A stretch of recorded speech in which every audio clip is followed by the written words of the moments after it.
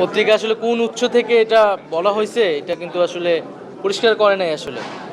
আর এই ধরনের কোনো সিদ্ধান্ত আসলে এখনো হয় নাই।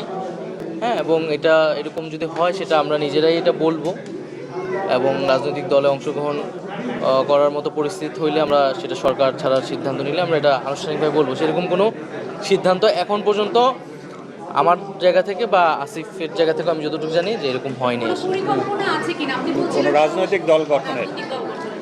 না, এখনও আমরা এটা ভাবিনি। আমরা তো সরকারের কার্যক্রমই করতেছি।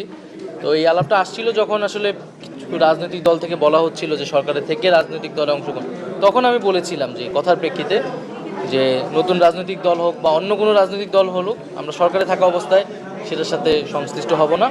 এখন পর্যন্ত আমাদের এরকম কোনো সিদ্ধান্ত বা পরিকল্পনা আসলে হয় না। তাহলে উপদেষ্টা মহোদয়, যে বিষয়টা জানার ছিল, যে নিউজটা আপনি বস্তুনিষ্ঠ সংবাদের কথা বলেছেন, গণমাধ্যমের স্বাধীনতার কথা বলেছেন একটু আগে, তো বস্তুনিষ্ঠ সংবাদ এবং সব কিছু মিলিয়ে আজকে যে পত্রিকায় যে নিউজটা আসছে, তাহলে কি এটা ভুল তথ্য ছিল কিনা একদম বলুন।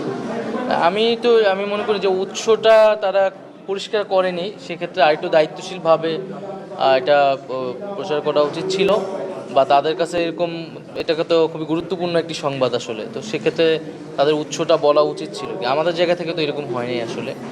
এখন সেক্ষেত্রে আমরা আরও বলবো যে এই ধরনের সংবাদ প্রচারের ক্ষেত্রে অবশ্যই আরেকটু দায়িত্বশীল ভূমিকা পালন করলে আমাদের সবার জন্য ভালো।